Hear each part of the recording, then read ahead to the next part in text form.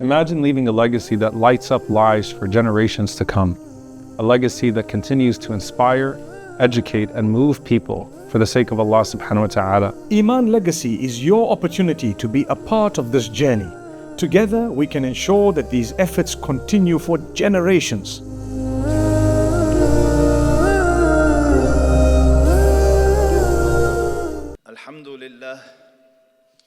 الحمد لله العظيم الخبير المتعالي. الحمد لله الذي لا تحجبه ظلمات الليالي. الحمد لله الذي أرسى الجبال العوالي. سبحانه من إله عظيم يغفر الذنوب ولا يبالي. لا إله إلا الله، بها نحيا وبها نموت وبها نلقى الله وبها نوالي.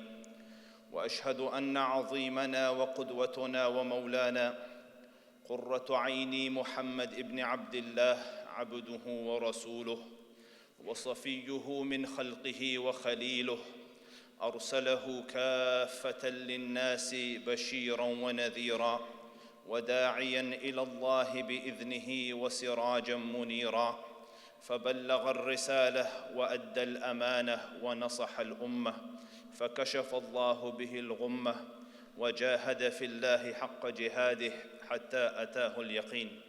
اللهم فاجزه عنا خير ما جزيت نبيا عن أمته ورسولا عن دعوته ورسالته، وبعد. Ladies and gents, brethren and sisters, friends and colleagues, as I sit here before you, there are hundreds, possibly thousands, faces that look back at me. Each face has a story behind it. You have joys you have experienced, sorrows you have felt, traumas you have overcome. My purpose here today is not to trigger any of the sad memories you've had in the past. It is not to make you relive difficult moments. Rather, the mic, the pulpit, the stage is an amana. It has a purpose. And the purpose is that we teach and lead the future generation, so that they are safe from some of the possible pitfalls that others have traversed over. And since my aim is the future generation, this, dear ones, is my passion and profession and vocation. In the Western educational system, kids enter school at nursery, and they graduate at the end of high school. That's after some 14 years of study. And then they go on to further education, whether that's universities or colleges or something else. The essence of education in the West is two things. It teaches a child to become literate, so that it means that they can read, they can process basic information, they can communicate, and they become numerate, which means they can do basic mathematics. It is essentially designed so that when the student graduates, he goes and fits into and fills positions in the big industrial machine, so that commerce can keep moving, life can keep moving.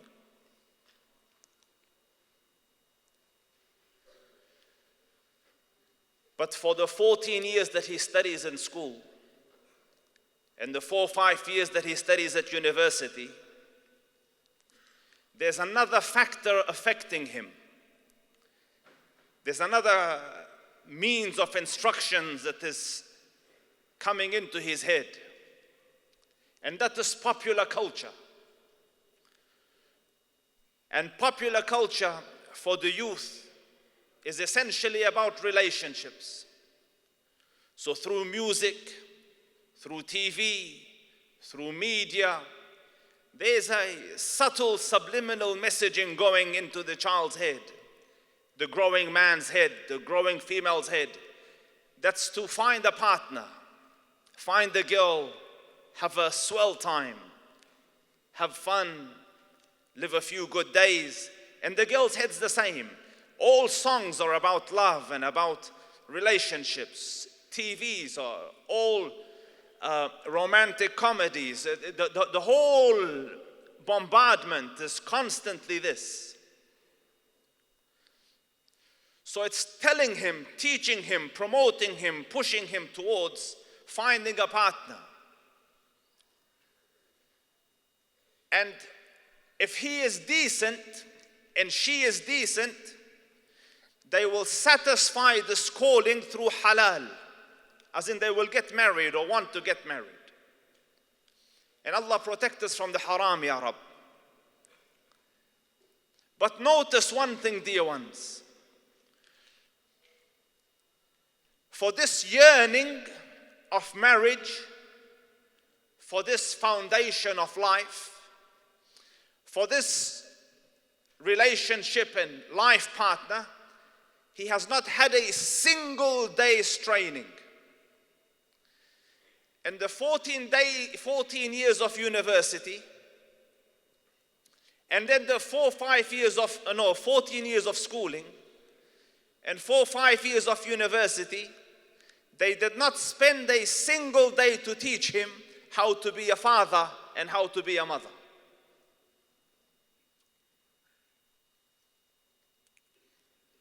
So he is ill-equipped, unprepared, grossly untrained for the greatest chapter of his or her life.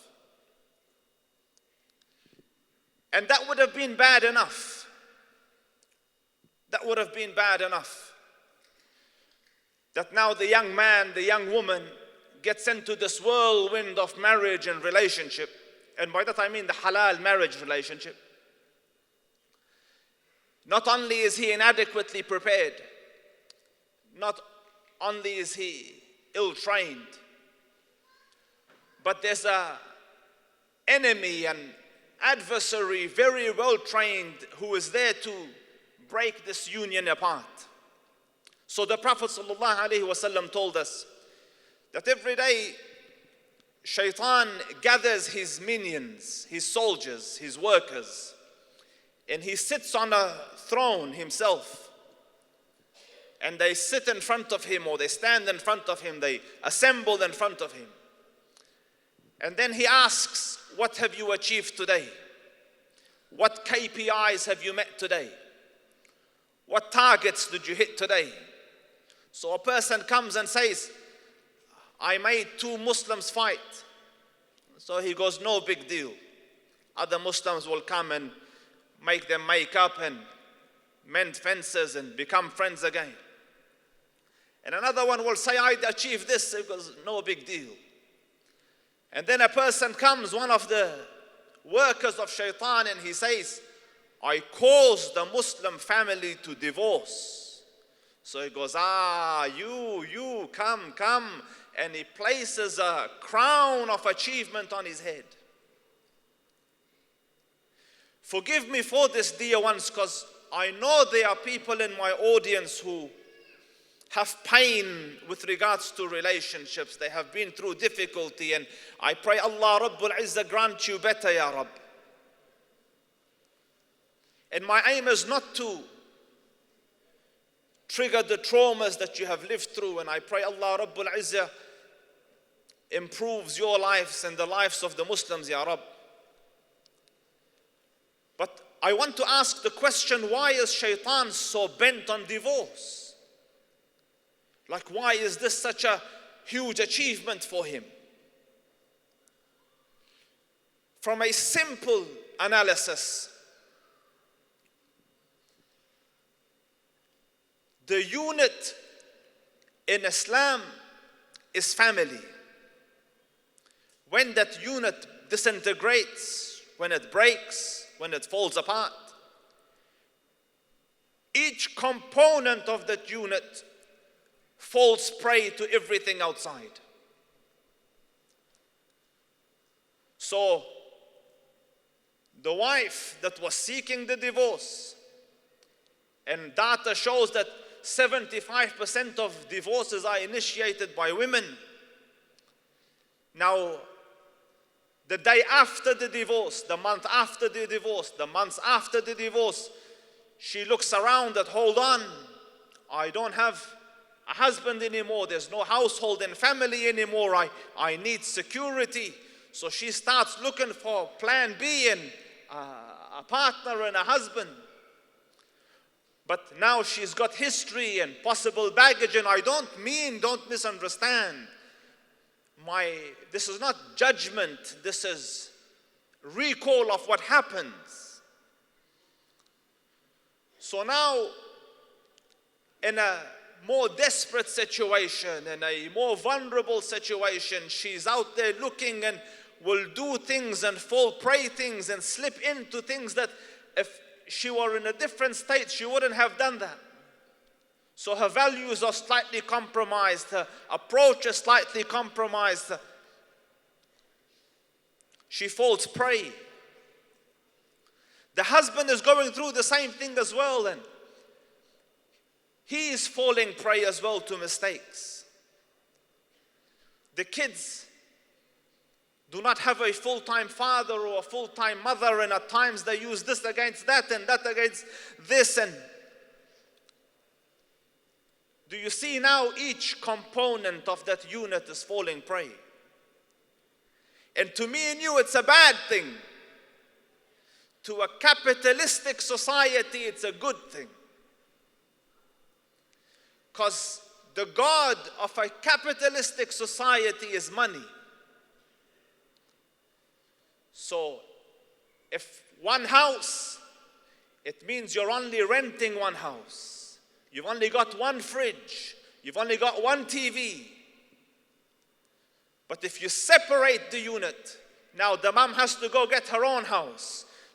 So she pays for that. Kids will move to their houses. They pay for that.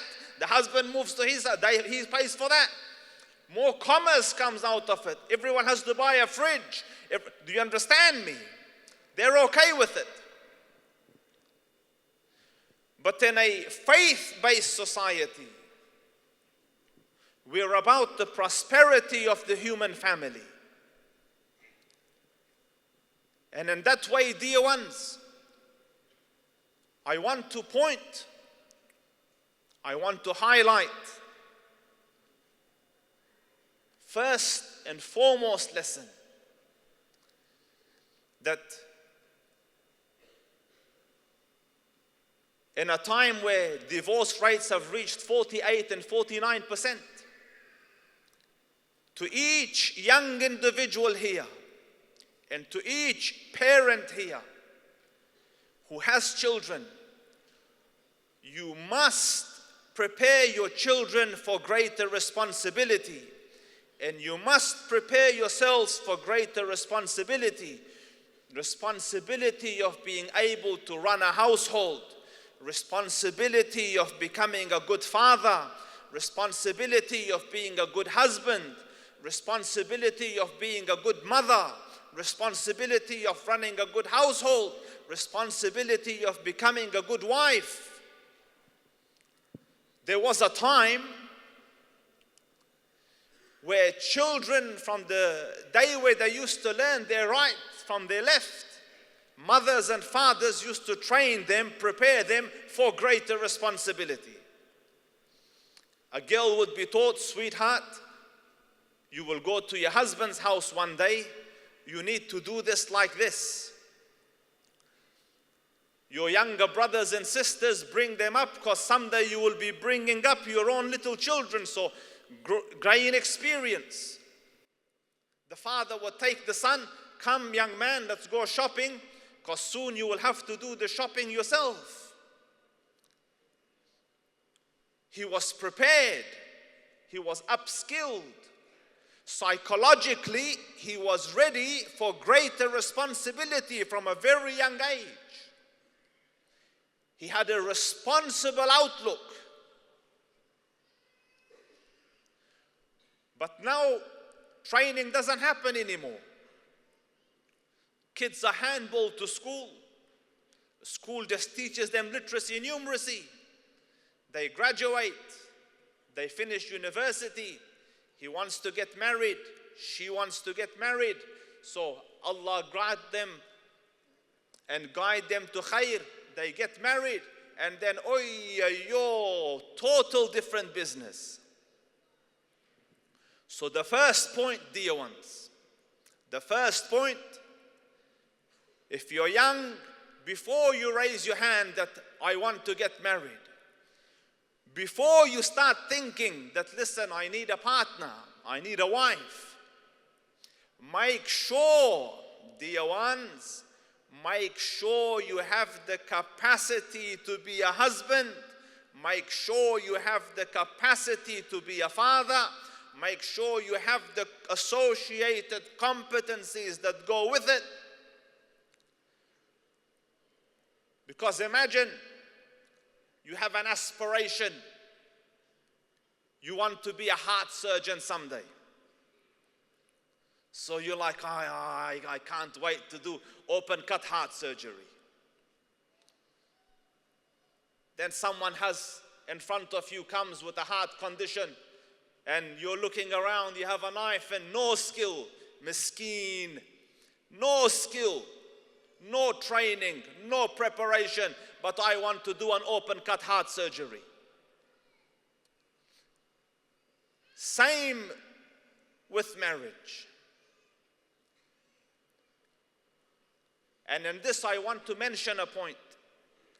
Psychologists say you can't be what you can't see. You can't be what you can't see. If we are going to become a successful community, we must role model successful parenting for our children. They must be able to see kindness. They must be able to see patience. They must be able to see forbearance. They must be able to see wisdom. As elders, we need to role model. And sometimes you lack the role model. Maybe it's not there at home. Maybe it's not there in the local community. Then Allah gave you the Prophet sallallahu alaihi wasallam. لَقَدْ كَانَ لَكُمْ فِي رَسُولِ اللَّهِ أُسْوَةٌ حَسَنَةٌ. Follow his example. To follow, you need to learn first. So go see how your Prophet sallallahu alaihi wasallam lived. Get intimately aware of the life of the Rasul sallallahu alaihi wasallam. See how he dealt with his wives. See how he dealt with them when they were happy. How he dealt with them when they were angry. How he dealt with them when there was no money. How he dealt with them when there was money. How he dealt with them in the ups and downs and rights and lefts of life. Learn lessons. Implement, embody, so that we can have successful families, so that our kids can grow up in holistic environments, so that they can become better individuals. And I wish to give a couple of words of simple advice. Dear ones, I mentioned a moment ago that a capitalistic society has a God called desire and a God called money. The Quran says, did you see the one who took his desires as his God? So self-satisfaction, instant gratification, that's life. And that teaches you through popular culture, day in, day out, certain concepts that a house should be like this, family should be like this, role of husband is this, role of wife is this. That's that society. Then there is a code then there is an expectation of a faith-based society. A society whose God is Allah. Listen to me, dear ones. You live in a time where you have to deliberately, consciously make a choice, make a decision, choose your God. You cannot have this God and this God. You have to choose. We have chosen, as is evident by your attendance here, Allah as our Lord. When you choose Allah as your Lord, the commands of Allah is no longer a choice. You have to comply. It's a package. So the paradigm of every sister in marriage needs to become a religious paradigm. The paradigm of every brother in marriage needs to become a religious paradigm. This was codified by the Deen. The Deen has taught you what your rights are and what your responsibilities are. You have to comply. I'll give you an example. Can I have a show of hands who here is employed in some capacity, part-time, full-time? Raise your hands if you have a job. At your work, whether you're flipping burgers and Maccas, or whether you're in some high-rise building, you have a structure, yes or no? Like there's a store manager, there's a day manager, there's a night coordinator. You understand me? There's some structure. If you're a school, there's a head teacher, there's a headmaster, there's a principal. If you're in government, there's a prime minister and minister and the rest. There's a structure. Organizations cannot function without structure. There's a structure in family as well, dictated by the one above the heavens. Do you see when I tell you, you have to make a choice? You have to find your Lord, and then this is his dictates. الرجال قوامون على النساء. The structure Allah Rabbul Izzah has given, that men are the captains of this team. It's a structure he has given. Now that I see the gents smiling, and if I could see the faces of the sisters, they'll be giving me the daggers like, where did you come from? But it has connotations. Has anyone heard of organizations that have been run into the ground? Schools that don't function well. Hospitals that were not managed well. We've all seen media news on it. The question is, what caused it? Often it is poor leadership. So my brothers who are smiling because you're the captains of this team, make sure you have the capacity to be an effective team leader. There is nothing worse than an inadequate leader. So if you want to lead, you want to teach, make sure you have knowledge to teach. Make sure you have capacity to lead. How can you be the captain of a ship, tasked, assigned a mission by the one above the heavens? You know what your mission is? Allah tasked you men with a mission. Listen to the verse. يا أيها الذين آمنوا قوا أنفسكم وَأَهْلِيكُمْ نَارًا. Save yourselves and your families from the fire.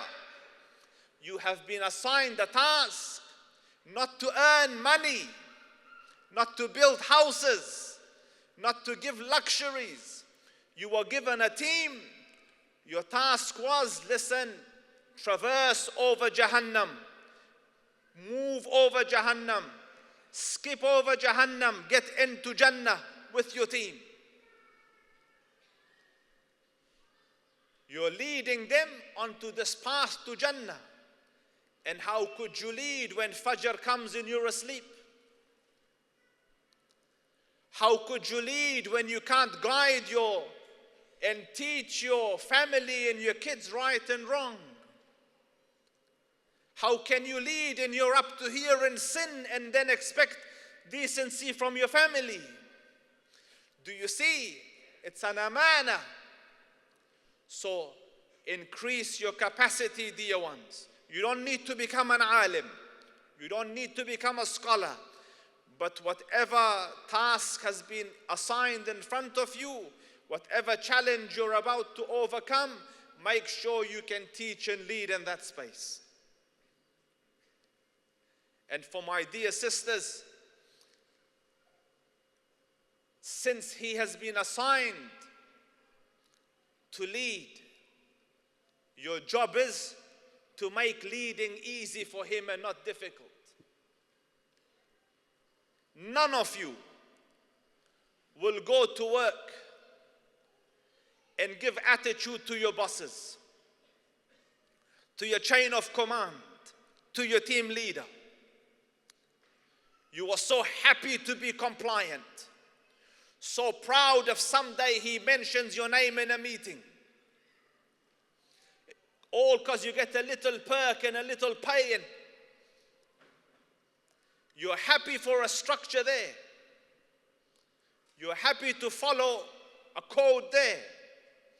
And then to the one who is working and striving and struggling night and day to bring food on the table and pay the bill and give you, structure and support and comfort, and I hope they do, then for that one, you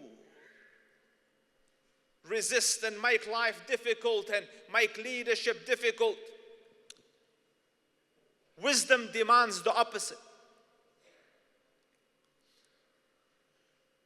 So this lecture can go on for long because there's a lot in it. But essentially, I just want a couple of points out of this. Number one, dear ones, note that in this system, there's no training for the next generation for the most crucial aspect of their life, which is family. So because there's no training, it falls upon individual families, individuals, to upskill themselves, upgrade themselves, increase their capacity, increase their competencies long before you raise your hand to say, I want to marry you and I want to propose to you and should I come to your father and this and that.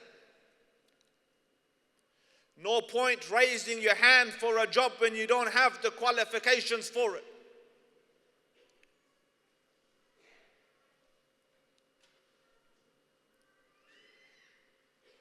And for my sisters, because Allah has given you a choice and acceptance of marriage, as part of your capacity, you must have the intelligence to make a good choice. Because there's no force and compulsion in this upon you. And Allah Rabbul Izzah and the Prophet gave you mechanisms to choose. So he said, choose the one that has religion implemented in his character and in his life.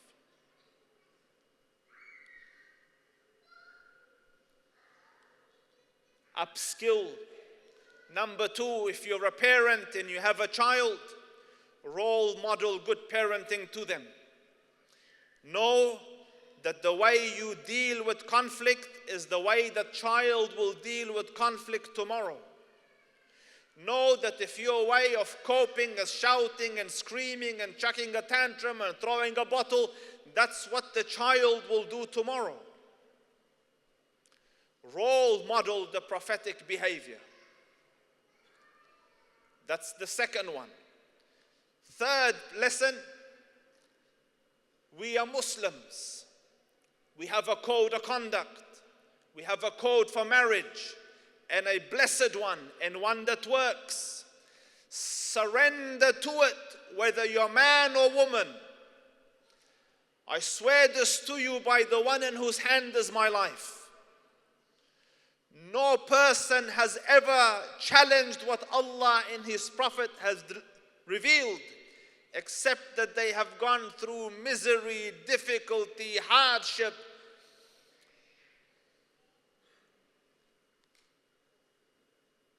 There is no khair outside their guidance. So swallow your pride, swallow your ego, submit to the decree of heaven. Fourth point, for you who have been awarded responsibility, make sure you have the competency, capacity, effectiveness to handle the responsibility well. Otherwise, keep working on yourself till you become a better person. For your time and patience, I thank you. May the one above the heavens guide and guard you. فَقُلْتُ مَا قُلْتِ إِن تَكُ حَسَنَةً فَمِنَ اللَّهِ وَإِن تَكُ سَيِّئَةً فَمِن نَفْسِي وَشَيْطَانٍ وَالسَّلَامُ عَلَيْكُمْ وَرَحْمَةُ اللَّهِ وَبَرَكَاتُهُ.